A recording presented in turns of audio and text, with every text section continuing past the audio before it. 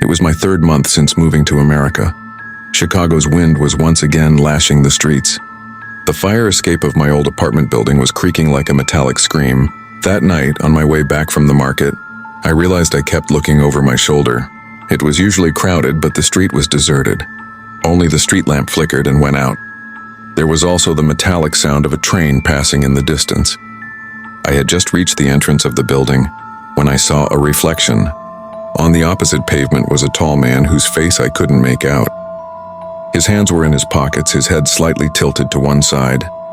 It was as if he was watching me. I stopped and called out, "Can I help you?" But he didn't answer. He just slowly backed away and disappeared into the darkness. An indescribable chill rose within me. Throughout the night, I thought I heard footsteps outside my window. I tried to dismiss it as the wind, but my heart wouldn't believe it. The next morning, I noticed a scratch on the apartment door. It looked like someone had scratched at it. The fear that sank into me at that moment was enough to make me realize something was wrong. I felt like that man wasn't just a stranger.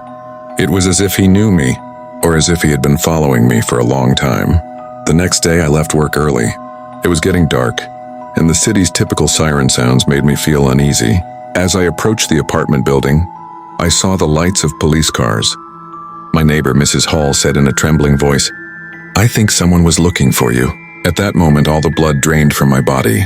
One of the policemen came up to me and said with a serious face, "We caught a man behind the building this morning." A chill spread through me. He continued, "We found photos of you in his pocket. He'd been following you for days." They handed me the photos. Most were taken on the way to the supermarket. Some were taken in front of my workplace. The worst one was taken last night. He was standing right outside my window. His silhouette was blurred and his face was dark. I had seen him, but I hadn't realized he was so close. The police officer said the man had lived in the same town as me years ago and had developed psychological obsessions. At that moment, my knees buckled. Even the hum of Chicago seemed to freeze. As if it wasn't enough that the man I saw in my dream was real, it turned out he had been watching me for months. He had followed my every step. After that night, I couldn't sleep without closing every window against the darkness. Because I truly believed someone was watching me in the dark, I started to be very cautious. However, I never saw the man again. Has anyone ever followed you?